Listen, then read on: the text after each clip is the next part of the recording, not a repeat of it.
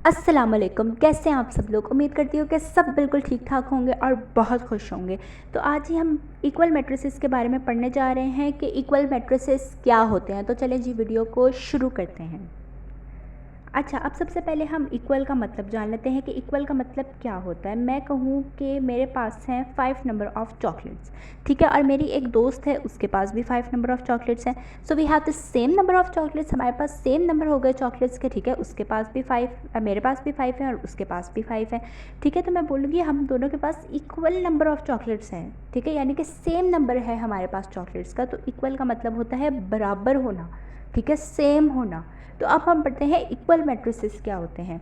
Late A and B, यानी कि हमने लेट कर लिया जो ए एंड बी हैं, टू मैट्रिसेस, ठीक है, ये दो अलग अलग मैट्रिसेस हैं। Then A is said to be equal to B, यानी कि ए को हम तब बी के इक्वल कहेंगे and denoted by A is equals to B, और हम तभी इसको डिनोट करेंगे A is equals to B से, इफ़ एंड ओनली इफ़, सिर्फ और सिर्फ तब।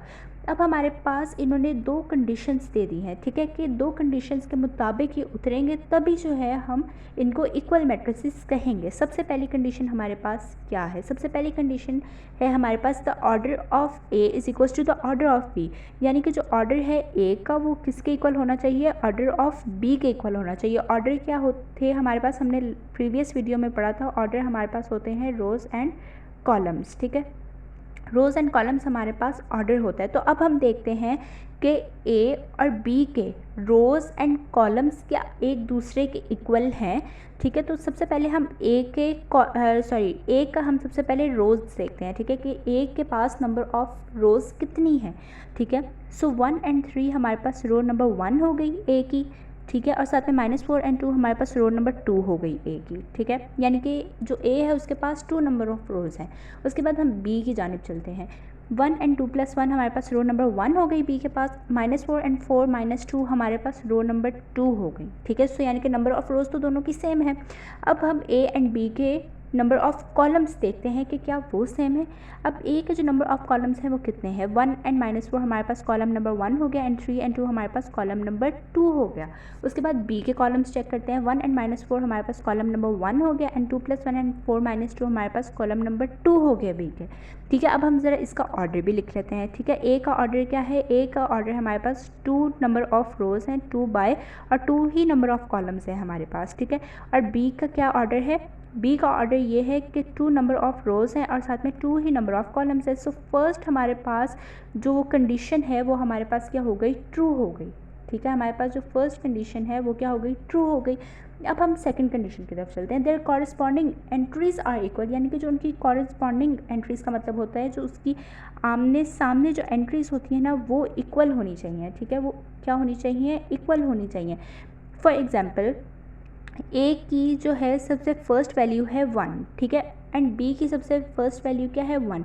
सो ये उनके कॉरस्पॉन्डिंग है, यानी कि आमने सामने है, ठीक है। तो इसको इक्वल होना चाहिए। सो यहाँ पे भी 1 है, यहाँ पे भी 1 है, ये तो सही हो गई, ठीक है। उसके बाद हम ए की सेकंड वैल्यू को देखते हैं। यहाँ पे है 3, ठीक है, और बी की सेकंड वैल्यू को देखते हैं। 2 + 1 क्या होता है हमारे पास, 3 होता है, ठीक है। सो यहाँ पे भी 3 है, तो ये भी ट्रू हो गया, इसका मतलब ये है। उसके बाद ए की थर्ड वैल्यू को देखते हैं, वो है -4, ठीक है, और बी की थर्ड वैल्यू को देखते हैं, वो भी -4 है। सो इट मीन्स कि ये भी ट्रू हो गया। ए की हम अब फोर्थ वैल्यू को देखते हैं, ठीक है, वो है 2 और 4 में से 2 निकालेंगे तो 2 हो जाएगा, ठीक है। सो इट मीन्स कि ये भी हमारे पास ट्रू हो गया, ठीक है। सो ए एंड बी के जो दोनों हमारे पास कॉरस्पॉन्डिंग एंट्रीज़ हैं वो क्या है, इक्वल हैं, ठीक है। यानी कि जो नंबर्स हैं आमने सामने दोनों के वो क्या है, इक्वल है हमारे पास, ठीक है। सो ये भी क्या हो गई, ये भी ट्रू हो गई। इसका मतलब है कि अब हम कह सकते हैं कि जो मैट्रिक्स ए है वो किसके इक्वल है, मैट्रिक्स बी के इक्वल है, ठीक है। ये दो कंडीशंस क्योंकि हमारी क्या हो गई, ट्रू हो गई। We see that the order of matrix A, हमने क्या देखा कि जो ऑर्डर है मैट्रिक्स ए का वो किसके है, तो इक्वल है the order of matrix B, ठीक है, मैट्रिक्स बी के ऑर्डर के जो यहाँ पे हमने अभी किया, ठीक है। फिर बी क्या है हमारे पास, there corresponding elements are equal, यानी कि जो उनके आमने सामने के एलिमेंट्स हैं वो इक्वल है, जो हमने अभी यहाँ पे किया, ठीक है। यानी कि ये दोनों जो है इक्वल हो गए। थस हम क्या लिख सकते हैं कि जो मैट्रिक्स ए है वो किसके इक्वल है, मैट्रिक्स बी के इक्वल है। अब हम चलते हैं सेकंड एग्जांपल की जानिब। हाँ जी, तो अब हम एग्जांपल नंबर 2 देखते हैं कि इसकी सेकंड एग्जाम्पल में क्या कह रहे हैं, ठीक है। अब हम सबसे पहले इसकी कंडीशंस, दो कंडीशंस के मुताबिक अब हम इसके सबसे पहले ऑर्डर देखते हैं, ठीक है। तो एल का हम सबसे पहले ऑर्डर देखते हैं। 2 एंड 3 हमारे पास रो नंबर 1 हो गई एल की, और साथ में -1 एंड 2 हमारे पास रो नंबर 2 हो गई, ठीक है। एम की अब रोज़ देखते हैं। 2 एंड 3 हमारे पास रो नंबर 1 हो गई, एंड -1 एंड -2 हमारे पास रो नंबर 2 हो गई। अब हम नंबर ऑफ़ कॉलम्स देखते हैं। एल के जो नंबर ऑफ़ कॉलम्स हैं वो 2 एंड -1 हमारे पास कॉलम नंबर 1 हो गया, एंड 3 एंड 2 हमारे पास कॉलम नंबर 2 हो गया, ठीक है।